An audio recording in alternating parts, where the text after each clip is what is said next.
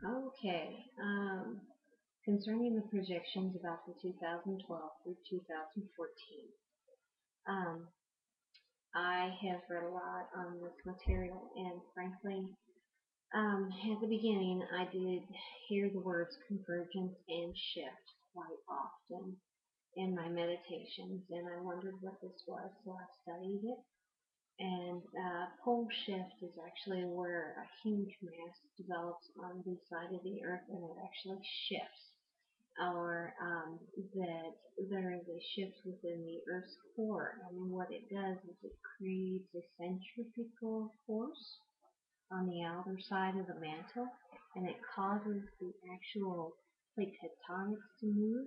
And when it moves, it causes the continents to shift as well. And, that's why we're experiencing a lot of earthquakes right now. Now, here's the thing. This is my thought personally.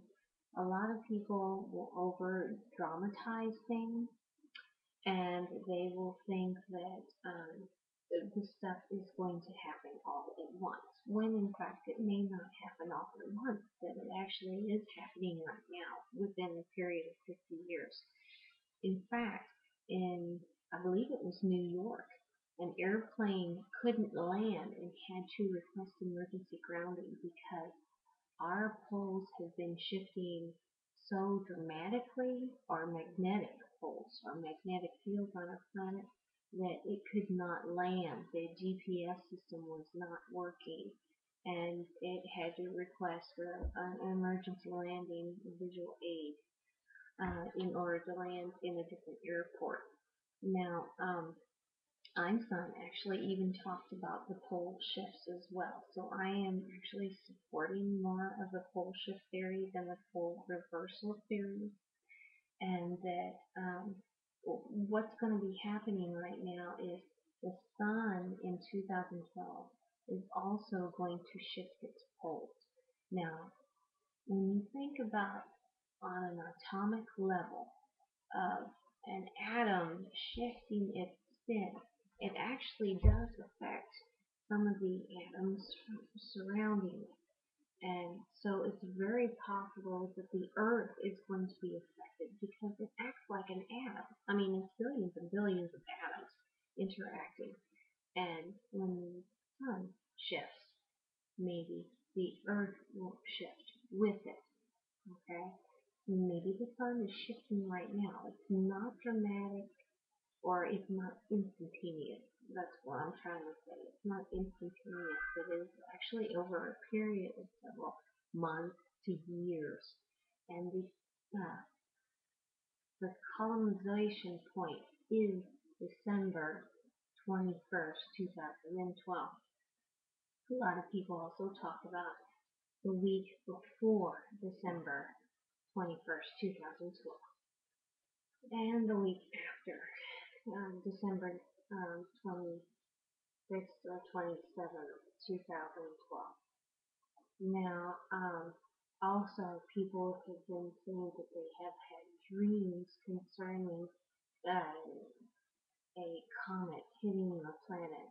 Now, that actually happened during the Mesozoic era and the Permian era, and the Permian era actually talked about the pole shift, or the Australians said that the pole shift happened during that era. Excuse me.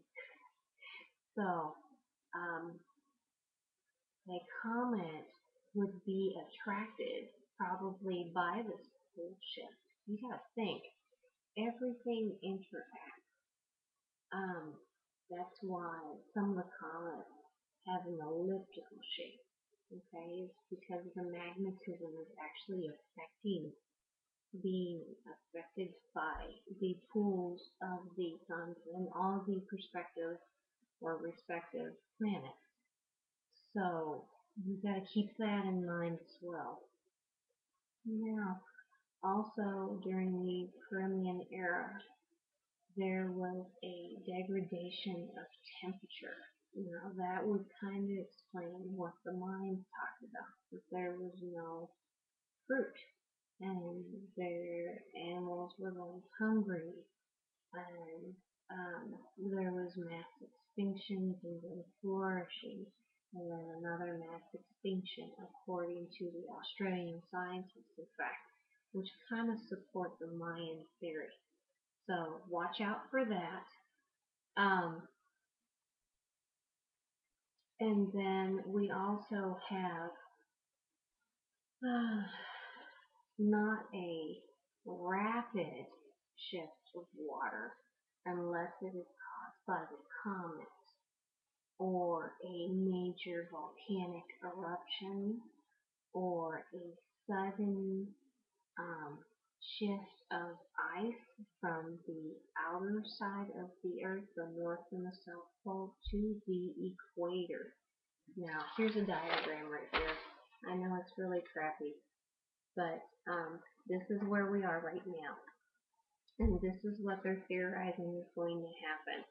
So there is going to be a big band of ice right through around the equator, about 75 to 120 miles up above the equator and then down below the equator. So kind of watch out for that. That's another theory. Okay, now here's the deal though. There's not going to be any mass extinction. I mean, like super mass extinction, like people are predicting. I think that is seriously like gloom and doom. Humans are at the intellectual level that the dinosaurs were not. Okay, so we have the ability to adapt to and change our environment. So, hint, hint, we have already adapted and changed our environment for the past 2,000 years or so, with natural cooling systems.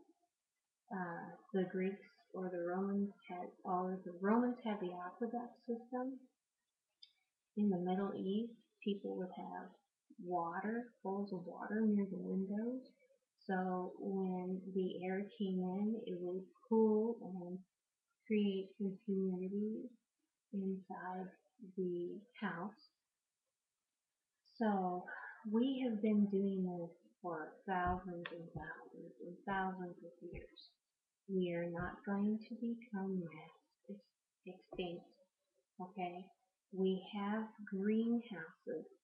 We have light bulbs that produce almost the exact same frequency as the sun. Now, unless the black hole from the center of the universe sucks almost all the energy away from the sun, then in that case, yes, we would have a problem. I do see a mass communication problem. We're already seeing the GPS problem, okay? And